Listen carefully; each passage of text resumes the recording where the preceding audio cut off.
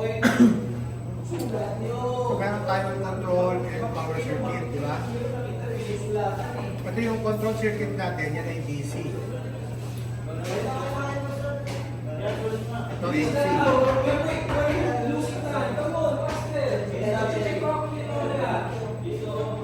Bakit ko nasabi AC yan? So, 3-phase siya. Eh, wala naman 3-phase DC. So, may line 1, line 1, line 1, line 2, line 2. Okay?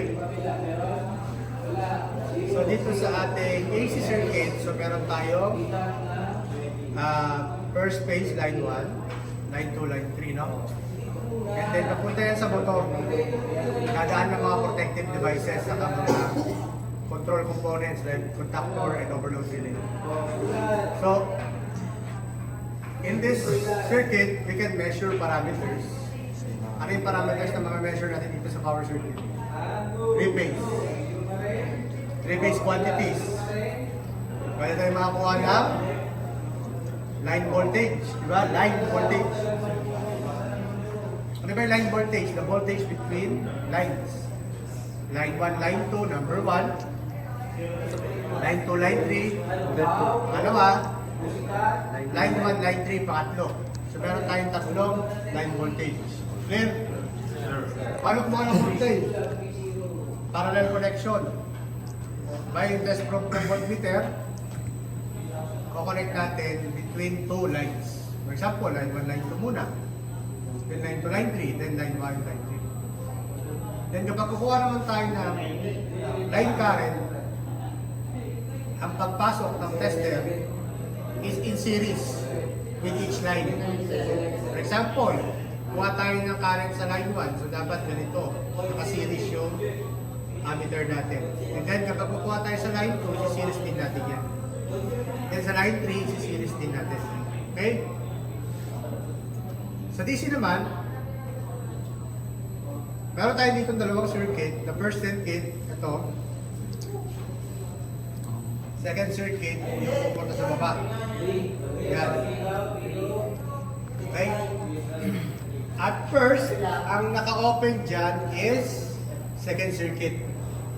At default, kapag hindi pa natin pinaandar itong motor na to, hindi tayo magkocontrol eh. Pag pinalas natin yung start, andar yan. Pero pag hindi pa natin pinapress yung start, may kuryente na yan na tumagaling sa baba. Tuloy-tuloy, di ba? Kaya umiilaw yung red light. Ngayon, pag in-start natin yan, andar itong motor, mag-open to, mag-close to, yung kuryente, dadaloy dito, baba, and then dadaloy dito, at saka dito sa baba. Naiiraw yung green. Okay? So for example, ano mga parameters na pwede natin makuha? Voltage, no? Voltage at power source. Kunin natin, positive ito negative. Ilan yung mariread using analog and digital multimeter. Also, voltage dito sa main contactor. Check natin kung ilan.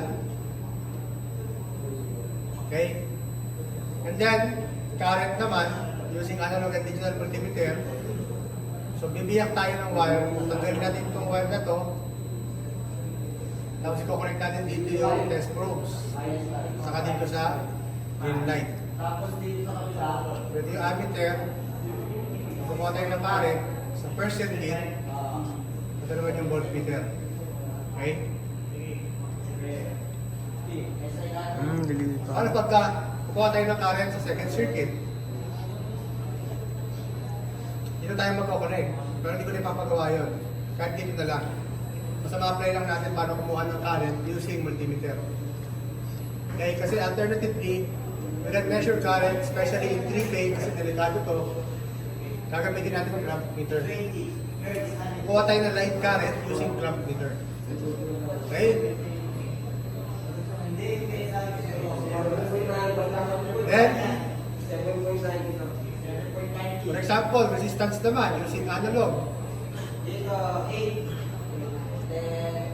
So, yung analog or digital multimeter natin, gagawin muna natin bago tayo mag-connect ng wire or bago tayo subukan, tatanggalin natin yung mga wire na connected sa device. For example, kuha tayo ng resistance ng main contactor coil. Tanggalin muna natin itong mga wire na to. Tanggalin natin yan. Saka tayo maglalagay dito ng probes para makuha natin yung resistance. Okay? Yan. Then, using analog and digital multimeter. Pakita ko muna yan. Ay, analog.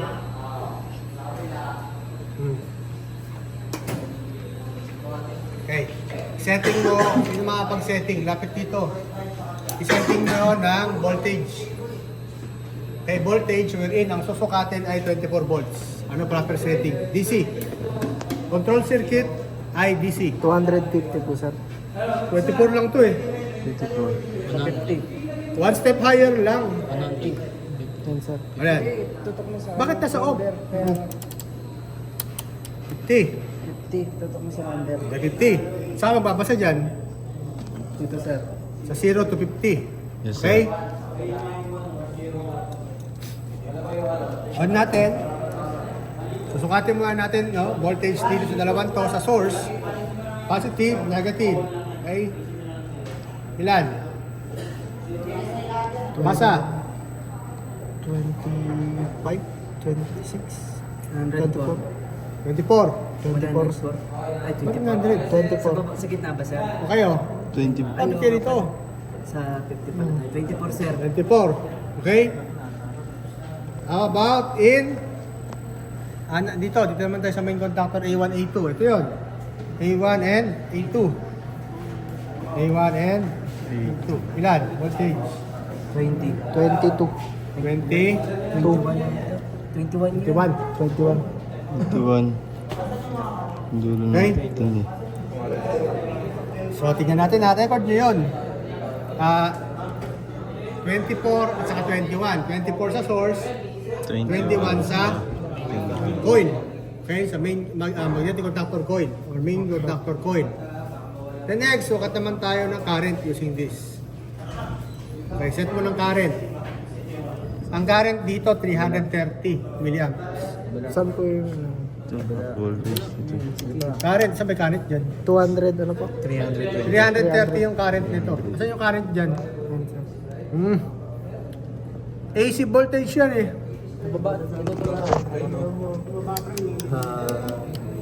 Saan dyan? Ilan, sir, number? 332. 330. 2.5. Saan? 330 milliamps. So, dun tayo sa Dito. 0.25 ampere. Kasi ilan yan? Yung 0.25 amp. Ilan yan sa milliamps? 200? Yung motor dyan ha, baka maano yun. So, kukorek nga tayo dito, di ba? A1 papunta sa green. Itong wire na to, tatanggalin natin. Okay? Kakat natin, yung ating nanggal. Tapos, ito yung gagawin natin connection between A1 and green light. Okay? So, pansinin nyo. Over the backhouse. Bakit? 332 eh. Ano ba maximum reading na sinet mo? 250. So, hindi kaya ng tester na to. Okay? Nakikita nyo, lumalagpas pa siya. Okay, balik natin. Mamaya, makikita natin kapag nasa digital na tayo. Relax ka lang. Sorry. Okay, next is resistance. Sa resistance, dapat isolated ng circuit, de-energize. So, patay natin. And then, disconnect natin yung wire na nakakonect dun sa component na i-test natin. So, for example, we're going to test the resistance of the coil. Main contactor coil. So, tanggalin lang natin ito. Yung mga nakakonect sa atin. Okay? Set it to resistance. Ilan po ulit, sir? Ha? Hindi mo alam yung resistance value na i-measure Yan mo. mo, max mo. Set mo muna to max. 1K. 1K max. Sige, sagot mo pa. Okay. Tignan mo kung naka-zero. Sige Zero ba? sir. O, i-short mo yung dalawang test leads. Dalawang. So, short mo sa iba. Short mo. Dapat nagsi-zero din yan. Zero? Yes, sir. Kung hindi na nag-zero, gagawin mo to. 0 sakto. Okay, sige, zero. Ano yung paggalaw dito, sir? Pag hindi nag-zero. Ganun lang. Ikot-ikot pa. Ano? Hanggang sa mag-zero, sir. Zero ba? Hindi, sir. Pag-adjust pala dyan. Yung zero adjuster natin. Zero ohm adjuster. Kailangan kasi mag-zero yan pag sinashort. Okay? Okay. At times 1K multiplier, we measure the resistance. Kahit magkabaliktad kapag resistance, walang problema. Importante, walang kuryente. Okay? Ilan? Kaya ba masahe? Nahihirapan? Mahirap. Baba mo ngayon. Two. Adjust mo sa times 100. O yan, baka makuha na. 5 times? 10. Ano, 10? Ano ba multiplier? 100 pa lang. 500. 5 times 100. So we have, 100 pala. ilan yun? 500, sir. 500? Okay. Ampere. Ano ampere? Resistance. Ano ba yung hit resistance? 500? Okay. 500K. 100 niya lang eh. Ayan. Balik lang natin. Ganun. Kaya nandyan eh. Oh, digital naman. Kaya digital. Digital. Sadali yung digital. Yung cellphone ko dyan ha. Ano? Mag-ano? On mo. Power on. Saan dyan? Voltage muna, voltage. Set mo muna ng DC voltage. Ako patay yata mo. Yan. DC voltage. Ikot mo. Yan. Naka-DC na yan? Yes, sir. Okay na. Pag natin ulit. Panda rin natin yung motor. Dito ako sagod dito para makita sa video. Okay. So similarly, kung ano yung ginawa natin dun sa analog, gawin na ulit natin sa digital. Measure the source voltage. Tingnan natin kung may pagkakaiba. 23.87. 23.87. Kasi kanina nag-estimate kayo ng 24. 89, sir. And then, sukatin din natin yung voltage ng conductor coil A1, A2. Sakto, So, sir. nag-estimate kayo 21 kanina din. ng 21. Pero actually, the value is 21.80. Diba? So, tanggalin natin. Yung point lang. So, we're done with voltage. Punta naman tayo sa current. So, similarly, tanggalin natin yung Green. green. Saka yung sa Main. A1. A1, di ba? A1. Set mo yan ng current. Yan. Select ko, sir. Okay. So, DC na yan eh. Pag sinelect mo yan, magiging AC yan. Mm. DC to, di ba? Yes, Okay. sir. So, ito yung gagawin natin connection from A1 to green. And start. Ilan? 32. 32. Ay, 27.3. So, mas mataas na beses sa 250 kanina, di ba? Sir. So, as you get the current, tapos re-record nyo lang yan. Balik nyo lang ulit to. Ano next natin? Yung resistance. Set mo ng resistance yan. Tanggalin nyo lang ulit yung connection ng coil A1 and A2. Dito rin kayo magpapasok ng test probes. Naka-resistance na yan. Yes, sir. Okay, naka-auto din. So kanina ilan? 500. Estimate. No, ito yung actual value niya. Tayo nyo lang. 670. That's the actual value. Sulat niya yan. Okay? And then, balik lang yung wiring. Tapos, gagamit ulit tayo ng digital okay, sa pagkuha ng mas malaking voltage. Punta tayo dun sa likod. So, ito yung power circuit. 240 volts. Kaya delikado dito gumalaw. I-set mo ng voltage. AC. Okay, kasi AC to. So, meron tayo ditong tatlong line voltage. Tama? Yes, sir. Line 1, line 2, line 2, line 3, Line 1, line 3. Iyon mo yung motor. Start mo. Palikod. Diyan, dun. Pag kanina, pipindot niya, sir. May start yan, di ba? Start. Okay, maandar na, no? So, dito lang tayo kumuha. Line 1, line 2. 220 yan, ha? Naka-voltage ka na? Yes, sir. Line 1, line 2. 238. 238. 39. Okay, then line 2, line 3. 240. 44.5. Then line 1, line 3. Okay? 39 din. Sweet. So, tapos na. Then next, dahil hindi natin pwedeng gamitin to sa pagkuha ng current dito, kasi ang current dito around 1 amp. Hanggang kailan lang ba yan? Ito, sir. Maximum current niya, 400 milliamp. So, hindi pwede. Ano gagamitin natin para makuha natin yung current? Yung line current? Yung? Anong device ang gagamitin natin? Parang? Clamp. Hindi voltage tester yun. Current na pinag-uusapan natin. Analog. Kunin mo yung clamp meter. Ito yung gagamitin natin to measure the current, the line current. Okay? Ikaw naman, tara. So set lang natin to ng current function. Ayan o, yung pinakamababa. And then, magme-measure tayo dun sa malapit sa motor. Sa motor terminals UB, W or line 1, line 2, line 3. So ito yung U.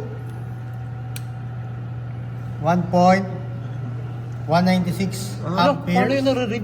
Mas man. And then, ito, 1.52 or 50 amperes. Then, this one, 1.213 amperes. Nire-record nyo lang yan, no? Kala ko ikaw po dito, sir. Pagka dalawa kinlamp mo, nag-a-add. Pa-flash yan. So ito, for example, may return. So, magsi-zero net talaga yan. Yung dalawa,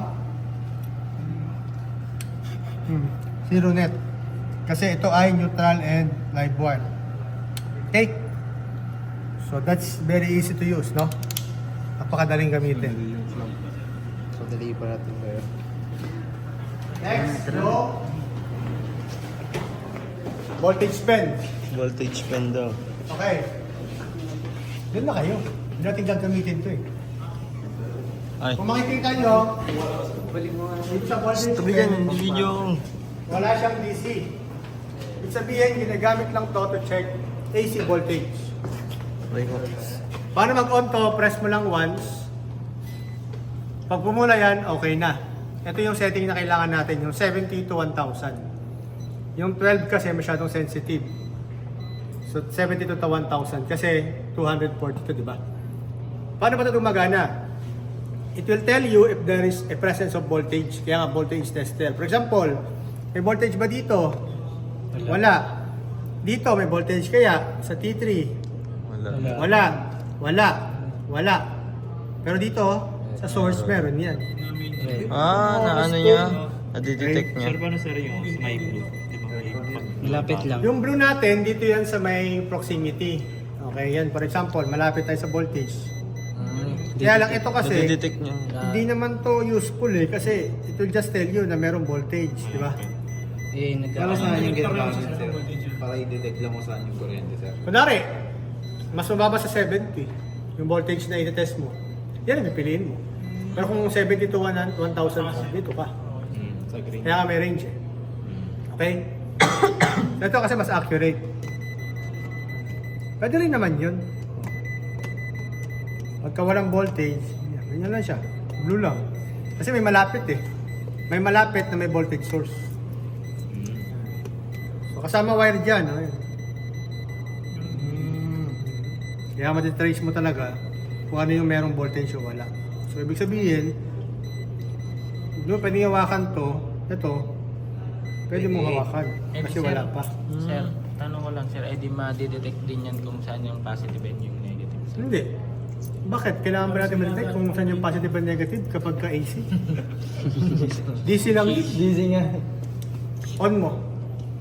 Start mo. Mag-umandar na yung motor, lahat na yan meron. Ito yung number niyan, sir. Kung ilan. Wala. Lahat, ibig sabihin lahat may voltage na. Ball na ka, sir. Kasi naka-on na eh. Tumatawid na yung kuryente. So, ibig sabihin yung voltage nag-exist na yan sa lahat ng parts ng circuit natin. Okay? Dito, proximity lang kasi may malapit. Malapit. Na dito, meron na yan. Okay, pakipatay. Meron lang siya kasimple gamitin ha. Sabi nga ako niyo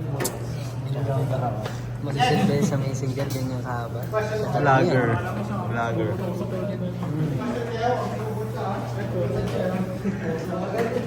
Opo.